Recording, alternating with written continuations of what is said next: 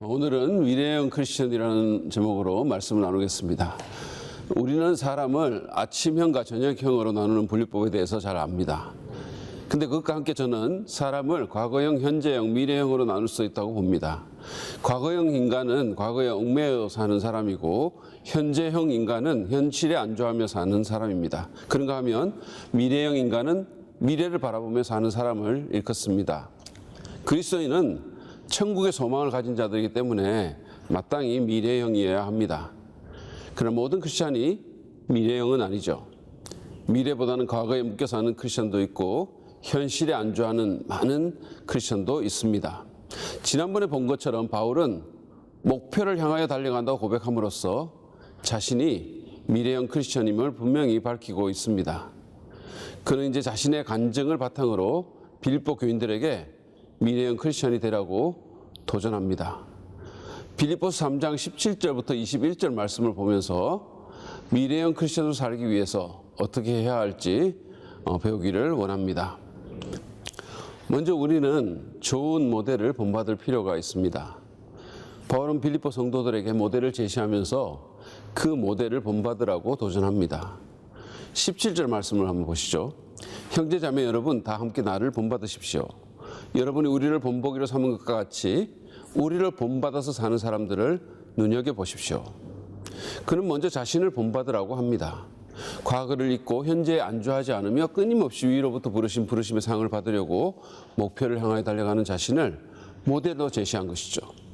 그런 다음 그는 이미 자기를 본받아 사는 사람들을 눈여겨보고 그들의 삶도 참작할 것을 빌립보 교인들에게 권면했습니다. 바울이 이렇게 담대히 자신을 모델로 제시할 수 있었던 것은 바울 자신이 그리스도를 본받아 살고 있었기 때문이었습니다. 바울은 그리스도의 성품과 행위와 사역의 모든 것을 본받았지만 특별히 그리스도의 미래의 지향적 삶도 본받았을 것입니다. 예수 그리스도는 이 땅에 계셨을 때 현실에 안주하는 삶을 살지 않으셨습니다. 히브리서 기자는 히브리서 12장 2절에서 예수님을 이렇게 묘사합니다.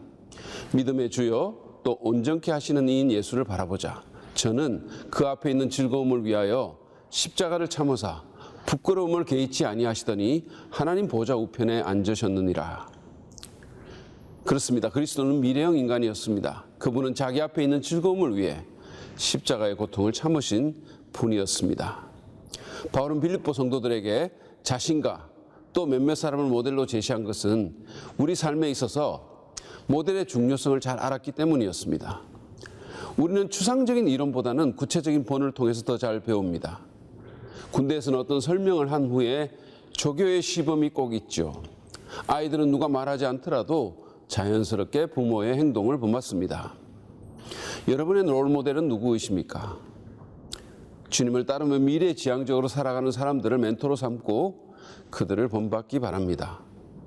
척수인돌 목사님은 멘토를 정하는 데에 대한 몇 가지 구체적인 조언을 합니다. 먼저 그는 어떤 한 사람만을 절대적으로 따르지 말라고 충고합니다. 왜냐하면 그건 이단들이 하는 일이기 때문이죠. 수인들은 또한 멘토들을 천천히 결정하라고 충고합니다. 인간관계는 시간이 필요합니다. 서두르면 화가 될 수도 있습니다. 그런 다음 그들의 개인적인 삶을 주의 깊게 살펴보라고 제안합니다. 설교하거나 가르치는 것만이 아니라 사적으로 그들이 어떤 사람이며 어떻게 살고 있는지를 눈여겨보라는 것이죠. 마지막으로 그는 그들과 정기적으로 시간을 보내라고 말합니다. 찾아가서 대화도 하고 식사도 같이 하라는 것입니다. 한 가지 덧붙이고 싶은 것은 여러분이 닮고 싶은 사람의 전기나 그들이 쓴 책을 읽는 것입니다. 그러면 여러분은 시공을 초월한 멘토로부터 배울 수 있을 것입니다. 두 번째로 미래형 크리스천이 되기 위해서 우리는 현재형 인간의 생활 방식에 순응하지 않아야 합니다. 바울은 빌립보 교인들에게 자기와 또 다른 리더들을 본받으라고 한 후에 18절에서 이렇게 말씀합니다. 내가 여러분에게 여러 번 말하였고 지금도 눈물을 흘리면서 말하지만 그리스도의 십자가의 원수로 살아가는 사람이 많이 있습니다. 많은 사람들이 바울과 그리스도를 본받지 않으며 살고 있는 것입니다. 바울은 이들을 십자가의 원수라고 불렀습니다. 19절에 보면 이 사람들의 인생 철학이 묘사되어 있죠. 한번 보겠습니다. 그들의 마지막은 멸망입니다. 그들은 배를 자기네 하나님으로 삼고 자기네 수치를 영광으로 삼고 땅의 것만을 생각합니다. 바울은 이들에게 미래가 없다고 선언합니다. 바울은 또한 이들이 배를 자기 하나님으로 삼는다고 했습니다. 유혹에 이끌린 삶을 산다는 말이죠.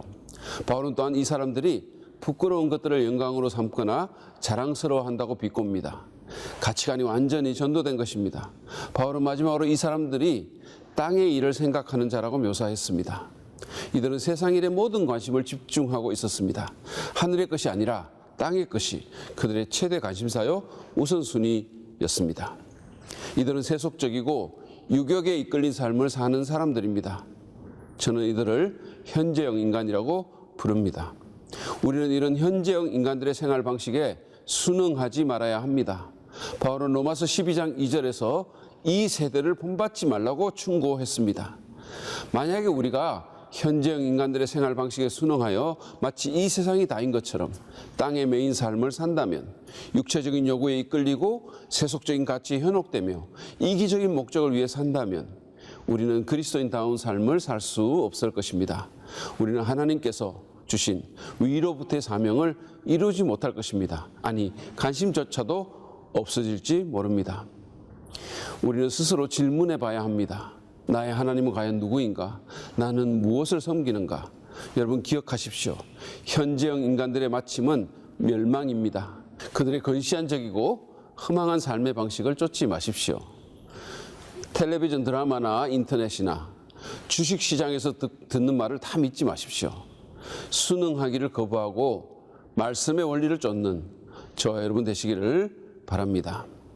마지막으로 우리가 미래형 크리스천으로 살기 위해서 우리는 천국의 시민권자임을 반드시 기억해야 합니다. 십자가의 원수로 살아가는 현재형 인간들에 대해 경계한 후 바울은 빌립보 교인들에게 그들의 신분에 대해 상기시킵니다. 20절 말씀을 보시죠. 그러나 우리의 시민권은 하늘에 있습니다. 그리스도인들은 이 땅에 있는 동안 본향을 떠난 이방인이요 나그네입니다. 그리스도인들은 이 세상 나라가 아닌 하나님 나라에 속해 있습니다. 그러므로 성숙하고 경건한 성도들은 이 세상에 기대지 않고 하늘나라를 기대하며 살아갑니다. 사실 빌립보는 로마의 식민지로서 빌립보 시민들은 자동적으로 로마의 시민이 되었습니다. 그들 대부분은 로마에 한 번도 가본 적이 없었지만 로마 시민의 모든 권리와 특권을 누렸죠. 그러므로 그들은 최고의 도시에 살고 있지 않으면서도 그 도시의 시민이 된다는 것의 의미를 잘 알고 있었습니다. 바울은 이어서 미래형 크리스천은 하늘로부터 오실 그리스도를 기다린다고 말합니다. 20절 하반절입니다. 그곳으로부터 우리는 구주로 오실 주 예수 그리스도를 기다리고 있습니다. 예수 그리스도는 오셔서 현재 우리가 알고 있는 세상의 역사를 종식시키고 완전히 새로운 세상을 여실 것입니다. 21절에서 바울은 그리스도께서 오시면 우리에게 일어날 한 가지 일을 묘사합니다. 같이 말씀을 보시죠. 그분은 만물을 복종시킬 수 있는 권능으로 우리의 비천한 몸을 변화시키셔서 자기의 영광스러운 몸과 같은 모습이 되게 하실 것입니다. 현재형 인간들의 선정과는 달리 지금 우리가 경험하는 세상이 다가 아닙니다. 하나님은 보이지 않으시지만 여전히 모든 것을 주관하시고 우리의 구원을 이루어 가십니다.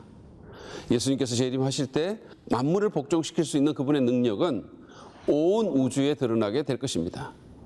그 능력은 우리의 몸도 완전히 새로운 것으로 바꿔 놓을 것입니다.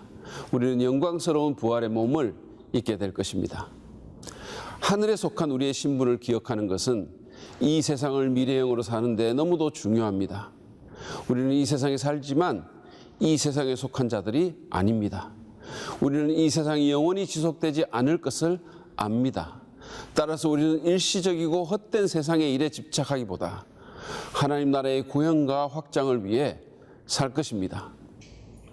미국에서 유학생활을 했을 때 저는 미국이 본향이 아니며 한국으로 반드시 돌아갈 것임을 언제나 기억했습니다. 그래서 저희 부부는 미국에서 자리 잡고 살 일에 투자하지 않았습니다. 저희는 미국에서 나름 열심히 살았습니다. 그러나 우리의 모든 중요한 투자와 활동은 한국에 돌아가서 소용될 일들에 모아졌습니다. 우리 그리스도인은 하늘의 시민권자입니다. 지금 이곳이 우리의 본향이 아닙니다. 여기서 잘 먹고 잘 사는 것을 결코 인생의 목표로 잡지 마시기 바랍니다. 나중에 여러분이 여러분의 본향에 갔을 때 그때 소용될 수 있는 일들에 여러분의 삶을 투자하십시오.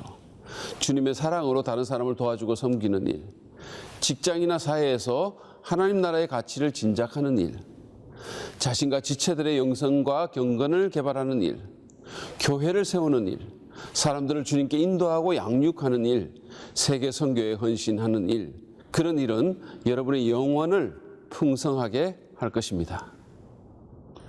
이제 자신의 삶을 한번 평가해 보십시오. 여러분은 과거형입니까? 현재형입니까? 아니면 미래형입니까? 이 세상이 다인 것처럼 살고 계십니까? 아니면 천국의 시민권자로서 살고 계십니까? 미래를 바라보는 사람은 절망하거나 포기하지 않습니다. 어려움 가운데서도 소망을 갖고 삽니다. 미래를 생각하고 준비하는 사람이야말로 현재를 가장 잘 살 수 있습니다. C.S. 루이스는 이 세상에서 가장 훌륭한 일을 한 사람들은 미래에 대해서 가장 많이 생각한 사람들이었다라고 말했습니다. 그러므로 여러분, 좋은 모델들을 정해서 그들을 본받으십시오. 현재형 인간들의 생활 방식을 추종하지 마십시오. 우리가 천국의 시민권자임을 반드시 기억하십시오. 여러분의 미래가 빛날 것입니다. 우리 각자가 미래형으로 산다면 우리 교회도 미래형 교회로 변모할 것입니다. 하나님의 나라를 미리 맛보며 또 이를 위해 기꺼이 믿음의 모험을 하는 교회가 될 것입니다. 우리를 위대한 미래로 부르시는 하나님을 신뢰하며 미래형으로 살아갑시다. 여러분, 미래형 크리스천이 됩시다. 그래서 그 모든 축복을 누리는 저와 여러분이 되시기를 주님의 이름으로 축원합니다.